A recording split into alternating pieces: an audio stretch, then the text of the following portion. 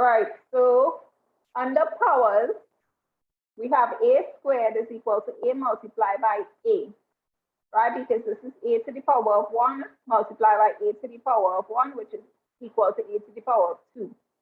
A to the power of 3 is equal to a to the power of 1 by a to the power of 1 by a to the power of 1.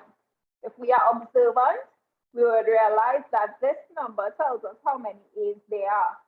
So if it's 4, we'll have 4 a's. If it's 2, we'll have 2 a's multiplying by each other, right? To cancel a squared, we use a square root. So we say the square root of a squared would give us a, because a square root and a squared cancels out when we use the mathematical properties, which we will get to, right?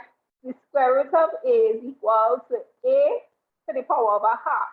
So therefore, the value of a square root is the power of a half. So we could write it like this, or we could write it like this. They mean the same thing, right? So we come down here just to show an example.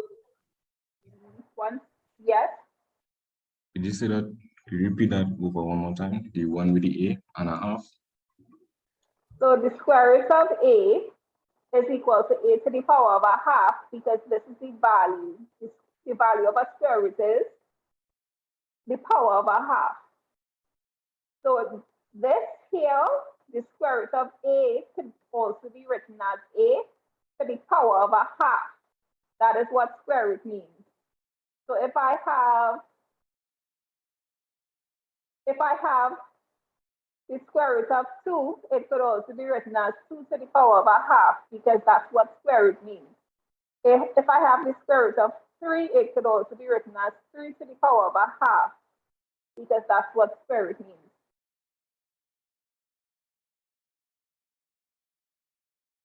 Right, so a cubed is equal to a by a. And to cancel a cubed, we have to use the cube root. So this is the cube root, just like how this here without a figure is the square root. This one is the cube root. And a cube root could cancel the cube, because what will be the value of a cube root? Cube root cube root a is equal to a to the power of a third. That's the value of a cube root, 1 over 3. Just like how the value of a square root is 1 over 2, the value of a cube root is 1 over 3. So cube root and cube cancels out, giving us a. So 2 squared, if we say square root of 2 squared, that will be the square root and the squared cancels, giving us 2. If we say the square root of 2 squared, we did it in this way to see that we'll get the same answer, because they are the same thing. So 2 squared to the power of a half, which is this, the square root. When we put it into the calculator using this, 2 squared, the power sign, open brackets, 1 fraction, sign 2, we'll get 2 as well. Our square root sign symbol is this. Our cube root symbol is 3 root, cube root, right? Let's say we want to use the square root of 14 and the cube root of 14. So we're going to press the square root 14. You can do it with me, and our answer is going to be 3.74 to 2 decimal places, right? And if I want my cube root, I'll have to press 3. Second function, look for the second function on my calculator, then press the x root. So 3 second function, x root. And now I'm going to press 14, and it's going to give me 2.41 to 2 decimal places.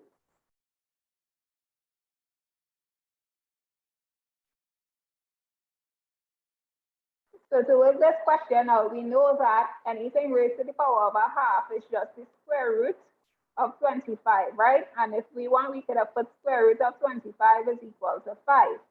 Or we could have said 25, open and close brackets, your power sign, open brackets, 1, fraction sign 2, which is equal to 5. So we have to learn to do it both ways in case you are required to do either the first part or the second part.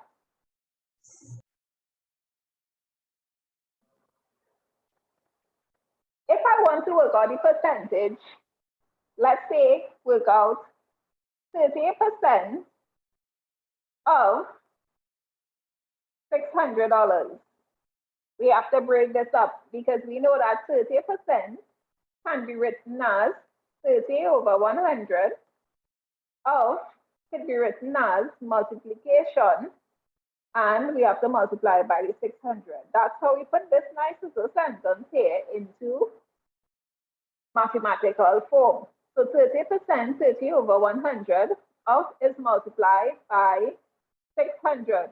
So we could cancel it out or we could multiply top and bottom, whichever one is suitable for you. So we'll end up with $180.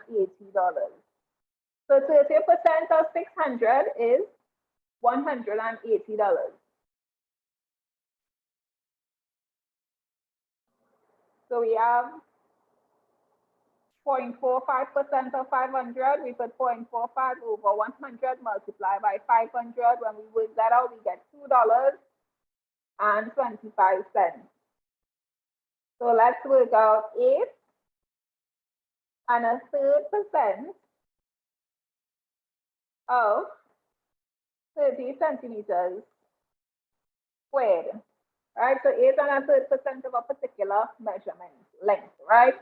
So again, 8.33 over 100 multiplied by 30. So we follow our same steps. Open your brackets, put 8.33, close your brackets to show that it's one term, divided by 100. You get your answer for that. You could write your answer here, and then you multiply by 30. So don't try to put everything into the calculator and rush the steps, right? So we open brackets, 8.33 divided by 100, which will be 1 over 12. And then we say 1 over 12 multiplied by 30, which is 2.5.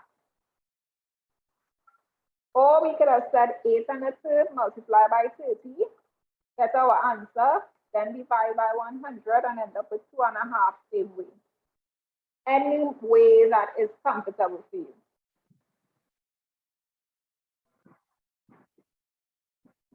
Right, so if we look on the left, that's when they give us the percentage. And if we look at the right, that's when we actually have to work out the percentage. So read the question and use the information that they gave you. They gave you 12.5% here, so we put 12.5 over 100.